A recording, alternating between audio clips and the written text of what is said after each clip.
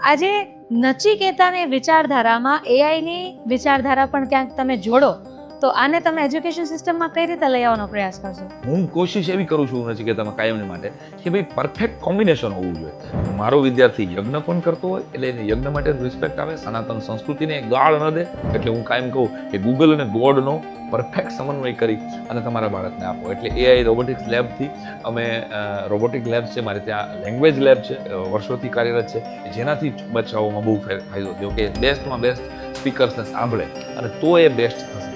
એટલે આનો અમે ભરપૂર ઉપયોગ કરી રહ્યા છીએ.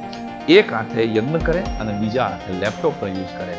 આ મારા નચિકેતાનું ભવિષ્ય અને એ દિશામાં અમે જઈ રહ્યા છીએ.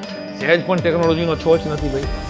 હું મારા પ્રોક્સી લેક્ચર તો હું રોજ તો જઈ શકવાનો નથી, હું તો આખા ગુજરાતમાં ફરતો હોઉં, તો હું મારા પ્રોક્સી લેક્ચર આવા જ સરસ મજાના સેટઅપ સાથે રેકોર્ડ કરી દઉં છું અને એ રેકોર્ડ છોકરાઓ સાંભળે છે. ઇનફેક્ટ એમ કહું કે છોકરાઓ પ્રોક્સી લેક્ચરનું નચિકેતામાં રાહ જોવે સરનો લેક્ચર આવશે. તો કહેવાનો અર્થ કે ફ્રેન્ડલી વાતાવરણ ઊભું કરવું. બાળક હવે હાથ મૂકીને ટીચરને પૂછી શકે સર મને નથી સમજ્યું, અને બાળક પૂછે નહીં તો પ્રાર્થનામાં બેઠો હોય ત્યારે જો શિક્ષક ઓળખી જાય કે આજે આ છોકરી કે આ છોકરાના મૂડ નથી, તો એ શિક્ષણ પ્રણાલી સાચી દિશામાં જવું મારું. અને એ સાચી દિશામાં નચિકેતાના ખાલી પગ રહ્યું છે.